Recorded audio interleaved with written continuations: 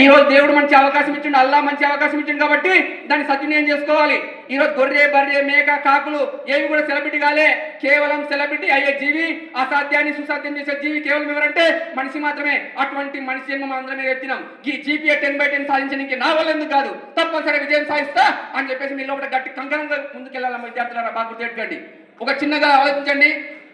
ఒక చిన్న రాయి వేసుకొని గాయలు వేస్తే, ఒక చిన్న రాయి వేసుకొని గాయలు వేస్తే గాయలో రాయి నిలబడదు. చిన్న రాయి గాయలో నిలబడదు. చిన్న రాయి వేస్తే గ్రావిటేషన్ వల్ల కిందికి వస్తుందమ్మా చిన్న రాయి. అట్లాంటిది పెద్ద విమానము 100 మంది ప్రయాణికులు వేసుకొని గాలిలో తేలుతుంది అంటే దానికి కనుగొనేది మనిషే కదా, నేను మనిషినే కదా, నా వల్ల ఎందుకు కాదు, జీపీఏ 10/10 సాధించడానికి చేత కదా అని చెప్పేసి మీ లోపల ఒక గట్టి పట్టుదల రావాలమ్మా. ఒక చిన్న రాయి వేసుకొని నీటిలో వేస్తే, ఒక చిన్న రాయి వేసుకొని నీటిలో వేస్తే ఆ రాయి నీటిలో మునిగిపోతుంది, నీటిలో రాయి మునిగిపోతుంది. కానీ ఒక పెద్ద స్టీమర్, ఒక పెద్ద పడవ 1000 మంది సైనికులు ఎక్కించుకొని నీటిపై తేలుతూ ప్రయాణిస్తుంది. దానికి అనుబడింది మనిషి కదా, నేను మనిషినే కదా, నా వల్ల ఎందుకు అని చెప్పేసి మీ ఆలోచన మీ లోపల రావాలి. సాధిస్తారా?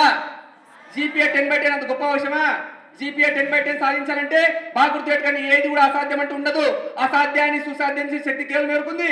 మనిషికే ఉంది. మీరందరు ఎవరు? అవునా కదా? సార్ నేను గవర్నమెంట్ స్కూల్లో చదువుతున్నా సార్, నేను మా అమ్మ నాన్న చాలా బీదవాళ్ళు సార్, మా అమ్మ నాన్న చాలా బీదవాళ్ళు సార్, నేను చాలా బీద కుటుంబంలో పుట్టిన సార్, నా వల్ల కాదు సార్, నా విజయం సాధించడానికి చేతగా అని చెప్పి ఎవరు నిరుత్సాహపడ అవసరం లేదు. గుర్తుపెట్టుకోండి, చదువుకు బీద ధనిక ఏం సంబంధం లేదు. అబ్దుల్ కలాం గారు, ఈరోజు dream force foundation Abdul Kalam గారి యొక్క ఆదర్శంగా ముందుకెళ్తున్న మన అందరం కూడా.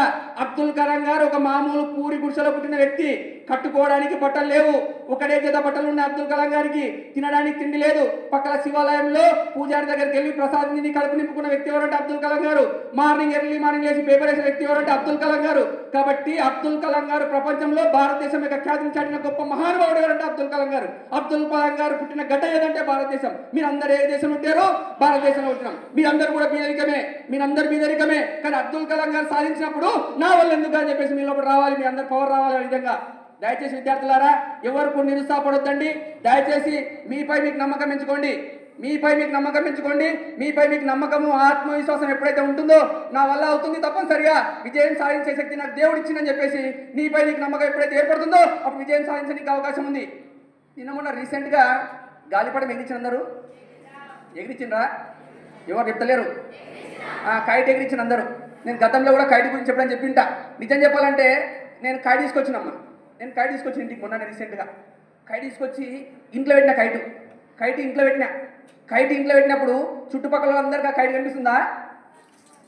కైట్ ఏడుంది? ఆ కైట్ ఎవరికైనా కనిపిస్తుందా? ఆ కైట్ ఎవరు కనిపించలే, దాని గురించి ఎవరు డిస్కషన్ చేయలే. ఎందుకంటే కనిపిస్తే కదా దాని గురించి ఎవరు కనిపించలే, ఎవరు డిస్కషన్ చేయలే కైట్ గురించి. అదే కైట్ తీసుకుపోయి మిద్దె పైన పోయి కైట్ పైకి పంపించిన. మిద్దె పైకి పోయి కైట్ పైన పంపిస్తే ఆ కైట్ పైకి పోయిందమ్మా. పైకి పోయిన తర్వాత ఆ కైట్ అందరు కనిపించడం జరిగింది. కనిపి అందరికీ అందరు దాని గురించి డిస్కషన్ చేస్తారా చేయరా? అదే కైట్ నా ఇంట్లో ఉన్నంత వరకు కైట్ ఎవరు కనిపించలే, దాని గురించి ఎవరు డిస్కషన్ చేయలే. అదే కైట్ పైకి వెళ్ళిన తర్వాత ఆ కైట్ అనేది అందరికి కనిపించింది, దాని గురించి అందరు డిస్కషన్ చేయడం జరిగింది.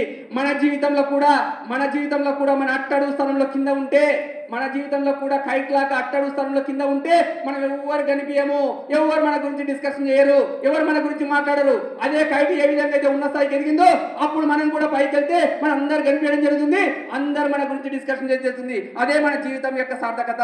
ఏమైనా క్లాప్స్ కొట్టారు?